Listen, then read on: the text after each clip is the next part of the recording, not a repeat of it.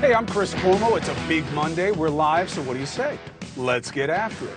Question: would you ask the feds to come search your house before you looked around? Seems like President Biden did. And now, more documents. 6 more, classified, found in his Delaware home over the weekend. And guess what? I still don't care, for the same reasons that former President Trump and those classified documents didn't bother me. Show me the threat to our national security. Trump's former national security advisor, John Bolton, who I'm hearing may throw his hat in the ring to be our leader, he says he can make the case. We'll see. And the trial you've been waiting for, Alec Murdaugh, accused of shooting his wife to death and blowing his son's brains out, literally, it has begun.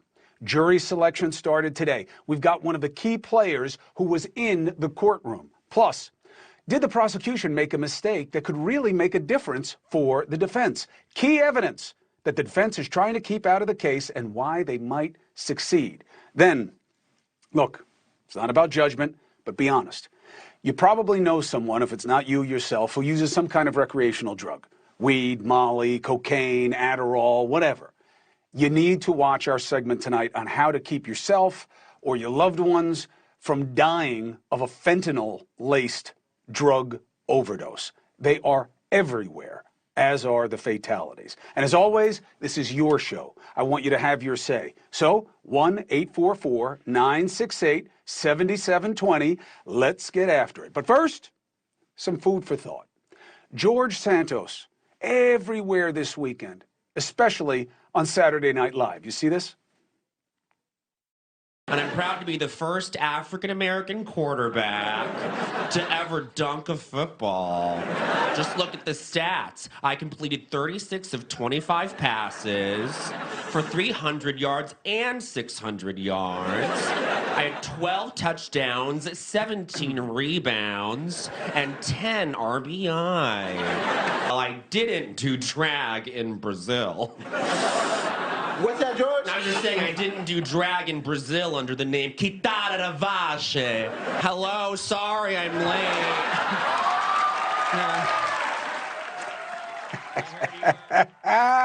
It's funny. It was well done. Here's the problem.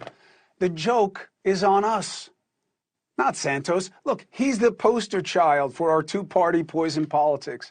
The longer the lie list grows, and I had my partner Angela make up a list for you of all the different things that this guy has said that are demonstrably false, or we can't prove it, or it's being investigated, or it's a potential crime. You know, look, he lied about being a drag queen, about his Jewish ancestry, about having a Wall Street pedigree, saying he worked at Goldman Sachs and Citigroup.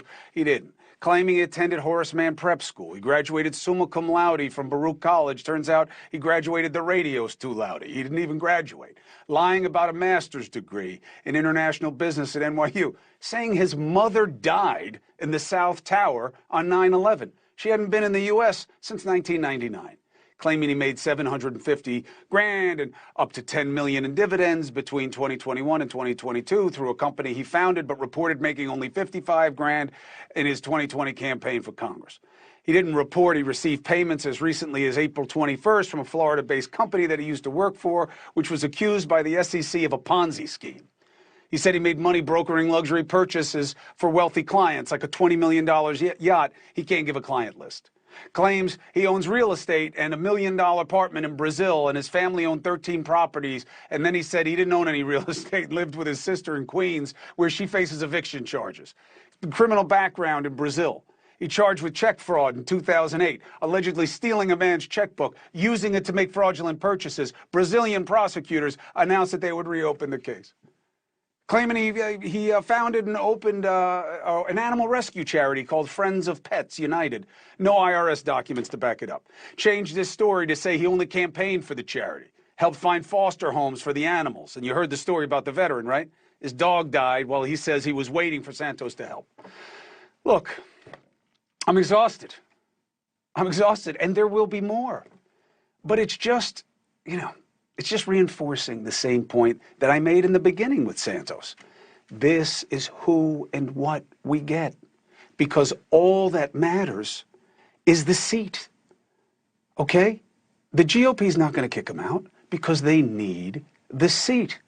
I haven't been covering it like a lot of other people have. Why? Because the reality was clear. And if you just keep listing it and going along with it, you wind up just fueling the game. So this is just a reminder that we know what this is. You don't need to have the list added anymore. You get what it is. The media cataloging the latest in the litany of lies, so what? They know the reality. They just hope the spectacle resonates, even if the reality is being ignored. Yes, a few of the New York state level GOP say he should resign. But they know they don't have any juice. This is about the federal level. He's not a state representative. Speaker McCarthy mocked the idea of seating him and then seated him twice. 2 different committees. Why? All that matters is the seat.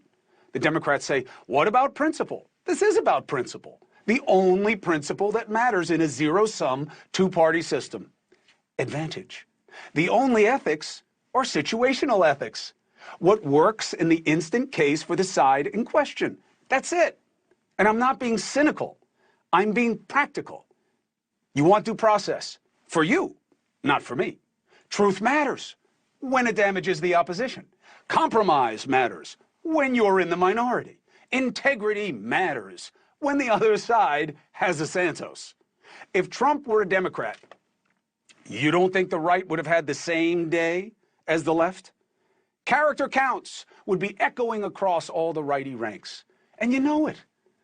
All you have to do to test this idea is flip the letters and see if the same position would hold. So if Santos had a D, would the R's be saying the same thing now? Come on. The problem is ugly and obvious, and it doesn't matter how many lies, drag contests, dead dogs, or whatever you find. Look at the polls. This new Siena poll finds a majority of New Yorkers want Santos to resign. Shocker. 59% of registered voters say yes. But look, here's what's inside the poll. Look at the 20 and the 21. Okay, if you put it together, you almost net to neutral, right?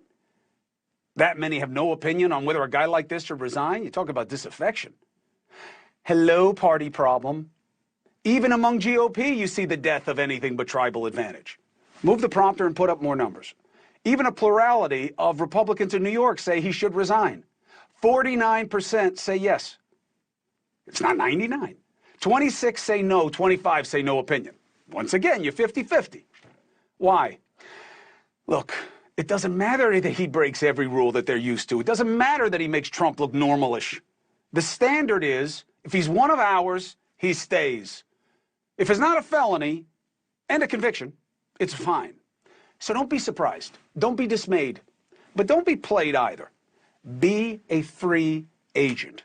The only answer to the game is to change the game. Take their leverage. Their leverage is numbers. The numbers are you, okay? And you change. Be independent. Make them work for it. Okay? This is not sports. You don't have to back them forever, no matter what.